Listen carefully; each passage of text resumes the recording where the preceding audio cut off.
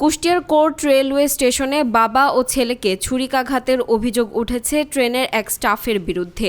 আহতরা হলেন শফিউল আওয়াল সুমন ও তার বাবা আব্দুর রহিম। এ ঘটনার প্রতিবাদে স্থানীয় জনতা ও যাত্রীরা ঢাকা থেকে খুলনাগামী সুন্দরবন এক্সপ্রেস ট্রেন আটকে বিক্ষোভ করেন। এতে প্রায় 2 ঘন্টা ট্রেন চলাচল ব্যাহত হয়। এতে চরম ভোগান্তিতে পড়েন সাধারণ যাত্রীরা। শনিবার বেলা 12:30টার দিকে সদর উপজেলার কোর্ট স্টেশনে এ ঘটনা ঘটে। প্রত্যক্ষদর্শীরা জানান, ঘটনার পর ক্ষুব্ধ যাত্রী ও স্থানীয়রা সুন্দরবন এক্সপ্রেস ট্রেনটি স্টেশনে আটকে রেখে বিক্ষোভ শুরু করেন। এ সময় ট্রেনের লোকোমাস্টার ও পরিচালক ঘটনাস্থল ত্যাগ করেন।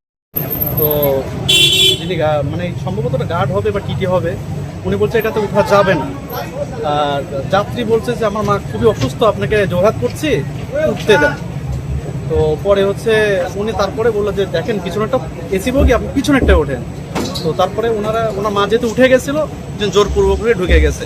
পরে ভিতরে কি হয়েছে সেটা জানি না। পরে দেখলাম হুট করে ট্রেনটা এখানে দাঁড়িয়ে গেল। দাঁড়ায় যাওয়ার পরে উনি মুখটা বের করে 1 মিনিট পরে মুখটা বের করে বলছে যে খুন হয়েছে। আসলে আমরা কনফিউজ, আসলেও কি খুন হয়েছে, এটা তো সম্ভব না। তারপরে ঠিক 5 থেকে 7 মিনিট পরে অনেক লোক এখানে জড়ো হয়ে গেল, ভিতরে অবস্থান করলো। তখন একজন বেরোয় আসলো, যে হাতে দেখছি অনেক টানা পেঁচায়, রক্ত বেরোচ্ছে। তো এই পর্যন্ত জ্ঞানজাম। তারপর পুলিশ প্রশাসন আসছে, এসে এটা ঠিক করেছে। গাড়িটা কতক্ষণ বন্ধ দাঁড়ায় আছে? তাও তো 1.5 ঘন্টা হয়ে গেল। কি অটো চালিয়ে গেছিল না? আমার মনে হয় উনি ভিতর থেকেই চেন টেনেছে। তাছাড়া এভাবে থামার কোনো প্রশ্ন নেই।